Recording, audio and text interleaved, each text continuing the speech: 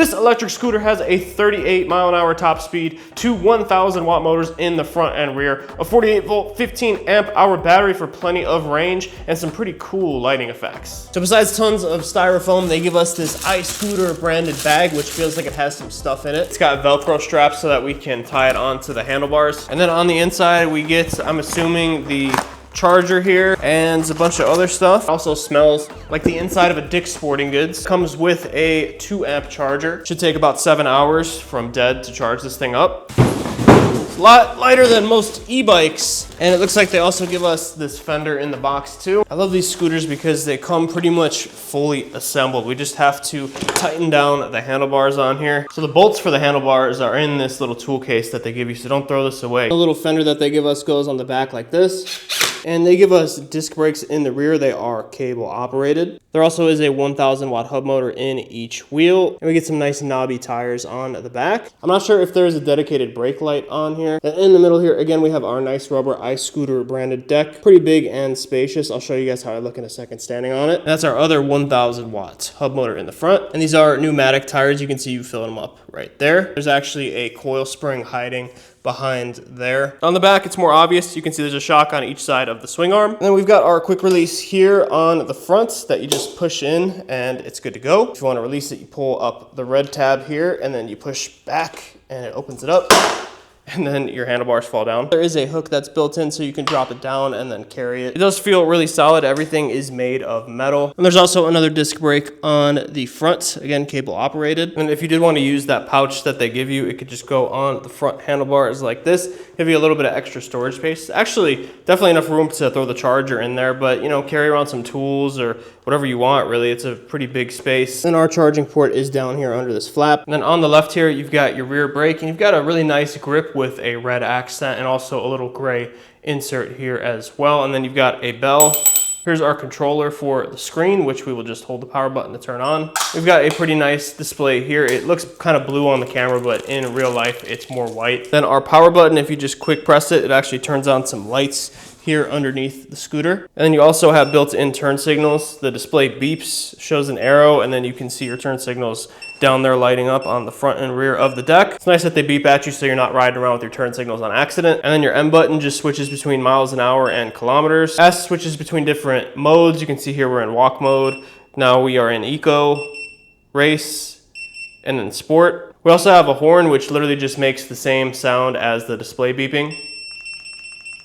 Then we got our headlight button, which you just tap, and then it turns on our headlight, which looks like this. Definitely not the brightest headlight. We also have a USB port on the side of the display there in case you want to charge your phone up. And then to switch between rear wheel drive and all wheel drive, you just double tap the M button. And then you can see it switches to 2-wheel drive on the display. Also have our battery gauge right here on the right. And they give us a thumb throttle here as well and another one of these nice grips here on the side. And then our front brake over here. Cable brakes feel pretty good. These scooters usually have regen brakes anyways, so the cable brakes are just kind of there to help that out. And this is how my feet look standing on the deck. I'm a size 9 and I got plenty of room on here. You can see it does like to show dust and dirt and everything on there. And I am 5'9" and 150 pounds, and this is how I look standing up on the i7 X Pro. This is a pretty comfortable position right here. You can't adjust the handlebars up or down, but this is fine for me. You have a nice fender back here that you can put your foot on if you want to, but overall feels like a pretty good stance on here. I can definitely feel that the rear suspension moving around and that front suspension's helping out too. But overall, the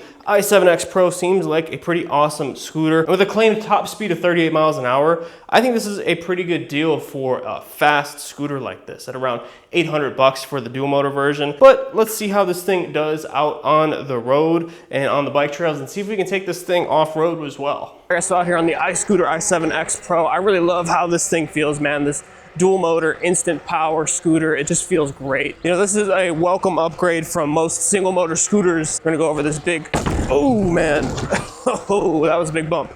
These are tiny little wheels here on a scooter. I'm not used to that. Check out a lot of e-bikes on this channel, so I'm not super used to little scooter wheels. Even though this scooter does have full suspension, there's only so much that it can do because the wheels are just a lot smaller than on a bike. So let's see how this thing does off-road here. So usually on these single motor scooters, you can't really go off-road very well. It just doesn't have enough power on a single motor. with those little wheels. But on this, you got plenty of power to go off-road. I'm not even going as fast as I could because it is a little bit bumpy on here. The ride is a little bit jarring off-road. Softer suspension if you were going to be off-roading this thing exclusively, but you know, for a compromise of on-road and off-road usage, I think the suspension's fine. The tires on here aren't super aggressive knobby tires, but they do have a little bit of knobby tread to them. So, you know, you're not going to be off-roading this thing like crazy, but just for some light grass stuff like this, it's pretty good. And it really pulls on this grass. I'm really impressed with how this thing accelerates. It feels great. This is only a 48-volt scooter, but still it just pulls so well. You know, you've got that nice rear suspension on there that you can see that's visible on the front. Like I showed you guys in the garage, there is a rear spring up front here, but it's kind of hidden behind all of this over here. It's not the softest, but it still helps absorb those bumps. I will take this over a hardtail scooter any day. And like I said, we do have those disc brakes on the front and rear, which we'll talk more about once we get onto solid ground. But let's go ahead and get back on some of this off-road stuff and talk about the features on the scooter. So you do have an app on this thing as well. I'll pull that up actually right now and show you guys. So all you have to do is scan the QR code that's on the back of the user manual, and it connects really quick and easy. It's not the nicest looking interface ever, but you can go into the settings here. You can change between kilometers and miles per hour. You can turn your cruise control on or off. You can change your riding mode, turn on zero start, which means you can use the throttle right off the line. You can change between your different modes down here. You can lock the scooter. You can turn the headlight on and off. Again, cruise control right here. Then you can just see some other information on here. You can see your total mileage. You can see the temperature. Shows you your battery percentage. Shows you how much current you're pulling as well. Usually these apps are pretty useless, but this one's actually a pretty good app as far as bike and scooter apps go. So I'm not sure if you guys can see the display. You can't actually adjust it on here. It's kind of just stuck to the frame there, but I can see it decently in the daylight. A lot of these, going over Big Tree Route, a lot of these scooters have displays that I can't even see in the daylight, so it's nice to see a brighter display on here that you can see during the day. It said on the app we were sitting at around 59% battery. I'm assuming it's sagged down because I was at about 80% when I left and I only went a couple miles. It shows you the battery display pretty nicely on here. I wish it showed the percentage of the battery, but it does show a block battery bar on there. So this thing's plenty powerful for going off-road and just messing around on the trails like this. Yeah, it gets going quick. This thing pulls. It's not as strong as it was when it was fully charged, but it definitely does pull, man. You're not going to be disappointed with the power that's on this thing. You can really keep up with traffic and stuff in the city even. And you know, you got your turn signals and stuff on here, so you can signal other people that you are turning and all that, which is important when you're keeping up with traffic. But you wouldn't want to hit any big potholes on this thing because you're pretty tall up on these scooters. So I don't know if you guys can see the display, but it's saying 38 on the built-in display, but it's only saying 30 on the GPS right now.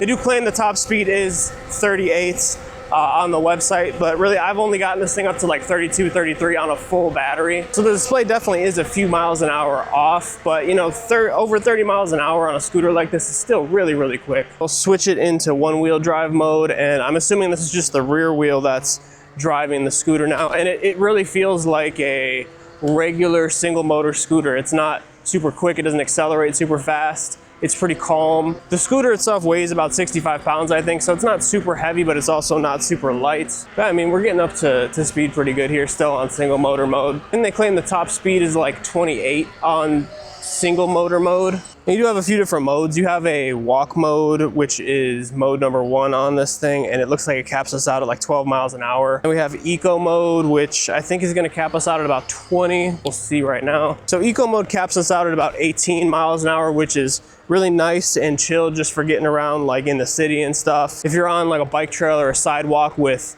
other people, then you know this is a good mode to be in. It feels like it does cut your power a little bit when you're in the lower modes. And then race gets us up to like 28 miles an hour. And then sport is actually the highest mode on this, but it's kind of ironic. You'd think that race would be the highest one, but it's actually sport. This is where I keep it most of the time, just to fly around on this thing. I think the deck on here is a good size for me. If you were a much taller guy, then it might be a little bit cramped for you. But I mean, for me at 5'9", it feels pretty good. My feet can fit on this just fine. My hands are in a comfortable position to reach the handlebars and everything. When you accelerate, you're gonna kind of have to hang on when you're first coming from a stop too. And you know, everything feels pretty solid on this scooter, which is important when you're going fast standing up like this. You know, I do love these scooters for the amount of speed that you can get for the money. You know, you could get like a 60 volt scooter that can go 50, 60 miles an hour for like a little over $1,000. And to spend that kind of money on an e-bike, you're looking at least 2-3 grand. Have something like this where you can go pretty quick and it's still just, you know, a regular 48 volt system. Is nothing insane, but it still feels really, really good, and you can get up to speed plenty fast. For most people, this is gonna be this is honestly more than enough power for what most people are gonna need this for. So let's go back up this bump here and get back on the trail. You know, they're banning these scooters in a lot of places. I know around me in Illinois, I think a few cities over, closer to Chicago, they actually banned electric bikes and electric scooters on, not only on bike trails, but on the road, which is just insane to me. If you thought all these bike bans were just gonna stay in California, you're wrong. So they claim up to 50 miles of range on this scooter, which for a 15 amp hour battery, maybe you could get in walk mode if you're just literally going 10, 12 miles an hour. But if you're gonna be driving like this in dual motor mode and in sport mode, you're probably gonna get closer to 15, 20 miles, I'd say. So on the odometer, it's saying we've gone about 6 miles on this ride, and I have probably about 15 miles now on this battery because I was riding this thing around, testing it out the other night, and I put some miles on it, but I didn't charge the battery because I wanted to see how much range I could get out of this thing. You just have way smaller wheels, and you're just not gonna have that ride quality of an electric bike, and plus you're standing up too, so it's going to be more fatiguing. You're not going to want to ride this thing as long. All right, so we are in two-wheel drive mode. Let's take this thing down here and try and do a little hill test on this. So let's just go give it a bit of a run out. Yeah, it's cutting us right here. We're having to go up it sideways. Obviously can't pedal and help this thing out, so you know, this is a 48 volt scooter. It's not going to be the most powerful in the world, even though this thing is so quick. It's so much fun.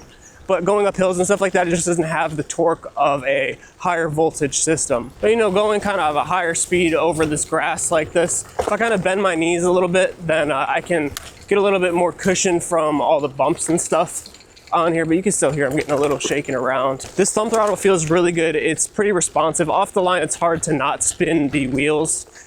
Just because it is a little bit touchy in two-wheel drive mode. I'm going over like some big sticks here, man. This is some rough terrain, but this scooter's handling it just fine. This is the first scooter that I've tested on this channel where you can confidently take it off-road. So if you need something that can do a little bit of off-road riding, oh, we got a stick stuck in our back wheel here. For acceleration, let's see how quickly we can get to 20 on this thing from a dead stop, and go.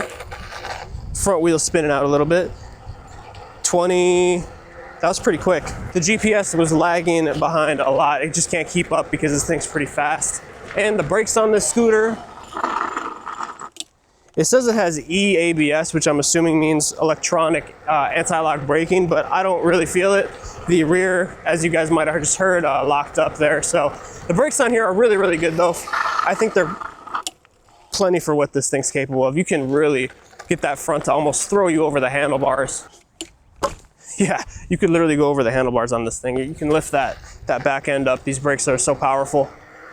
So I mean, for cable brakes and for what this thing's capable of doing, like 32 to maybe 34 miles an hour, these brakes are definitely adequate. You also do have the regen braking on this thing, so that helps you get to a stop as well. But as I'm filming this, they have the iX7 Pro listed for $859 US. So I'm not really expecting hydraulic brakes for that price point. Usually you'd have to spend over $1,000 to get that. But I really don't think that you need them on this scooter. You could probably upgrade them if you really wanted to. It's not like you're having to stop from 50, 60 miles an hour. So I think the brakes are more than adequate for what this thing is capable of. So the app is saying we have about 21% battery left. And it still feels pretty peppy, even though the battery's getting pretty low now. It doesn't feel as quick and peppy as it did when you had a full charge on it, but you know, it's still not bad. It's still spinning that front tire out when we come from a stop. Yeah. I also love the lights on this thing. The fact that you get those cool blue LEDs on the side there, and you get your turn signals on here on the side, which honestly, I don't know how visible you're gonna be to motorists and other people, but it's nice that they include them. You know, you can't really see them too well because they're on the side of the scooter, But it is nice that they include something like that. I'm gonna climb up this little hill right here.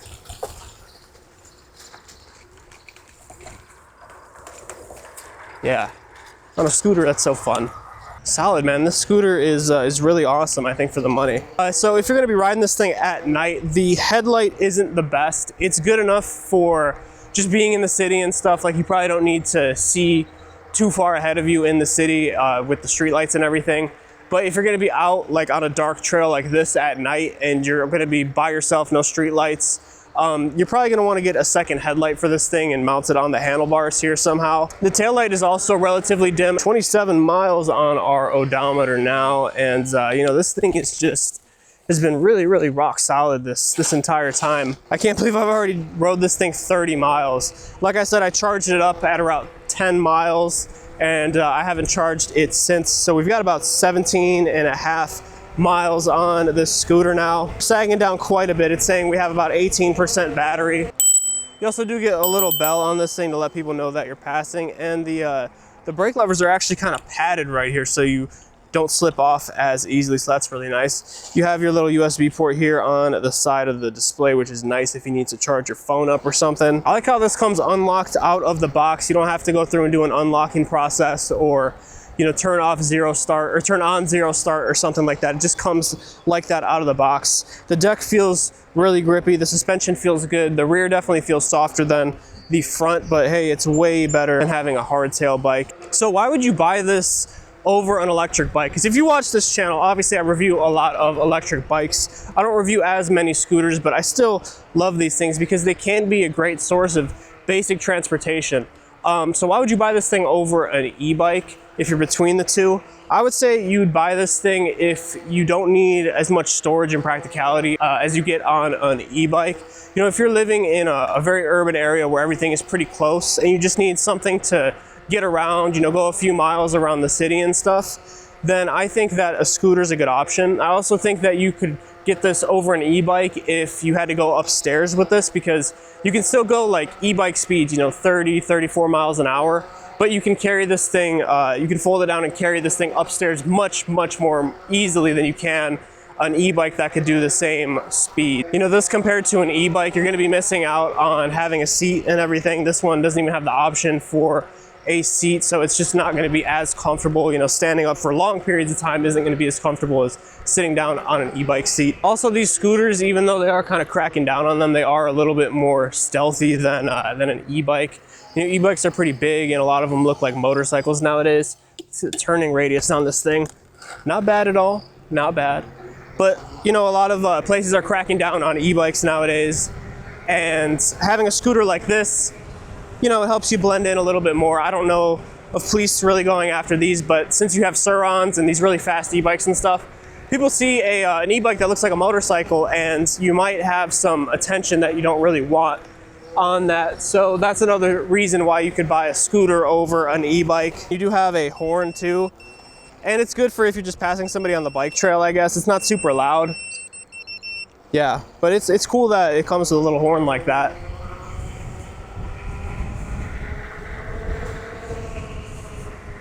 Overall, guys, my final thoughts. On the iX7 Pro from iScooter. I think this is a really, really good little scooter that that's surprisingly powerful and quick.